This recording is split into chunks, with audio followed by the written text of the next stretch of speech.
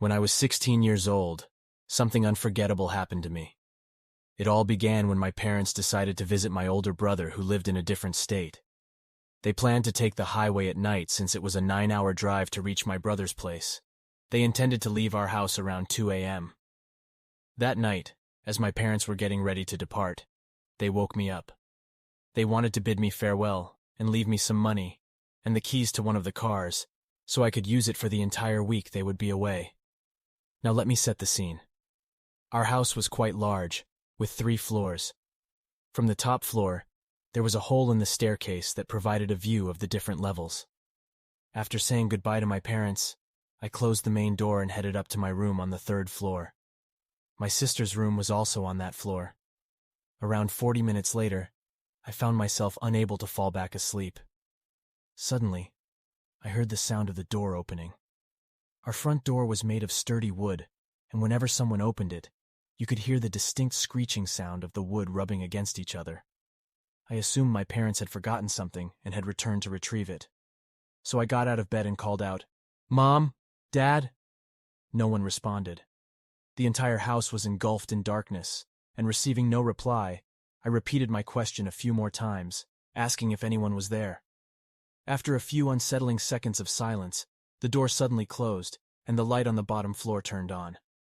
At that point, I started to feel a bit uneasy. I knew someone was inside the house, but it wasn't my parents. The staircase was made of wood, and it was common to hear footsteps when someone climbed it. With the light on the bottom floor, I decided to sneak a peek through the stairs, trying to catch a glimpse of what was happening. As I listened intently, I could hear someone ascending the stairs from the bottom to the 2nd floor. I froze, unable to see anyone coming up, but the lights in that part of the stairs also turned on. I began to feel a sense of panic. I shouted that it wasn't funny anymore and that I knew someone was there. In my mind, I thought maybe my dad was playing a prank on me, albeit a terrible one. I grabbed my phone and tried to call him. As I dialed, I could hear the sound of someone coming up to the 3rd floor, and once again, the lights turned on in that section of the stairs. To my surprise, my dad answered the phone, but I could clearly hear that he was still in the car.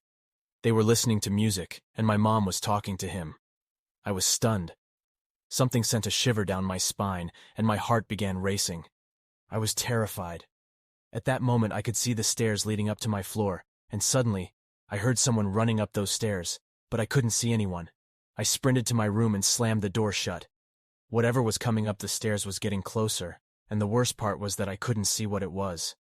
I jumped into my bed and pulled the blanket over myself, leaving a small hole to peek through at the door.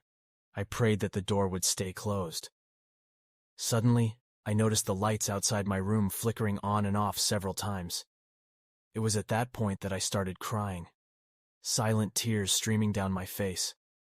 All I could see was a shadow at the bottom of my door, and the lights outside my room remained on. Then, while I was petrified and crying in fear, the only thing I could think of was to start praying, a decision I still question to this day. As I began my prayers in a low voice, something started pounding on my door. With each prayer, the pounding grew more intense. I couldn't bring myself to speak any louder. I was too terrified to make a sound. After what felt like an eternity, but was probably only about 20 seconds, the other doors in the house began slamming shut. It was a cacophony of noise that lasted for about 5 seconds, but to me, it felt like an eternity. And then, suddenly, everything stopped. The house fell into an eerie silence. Not a single noise, not a single light on.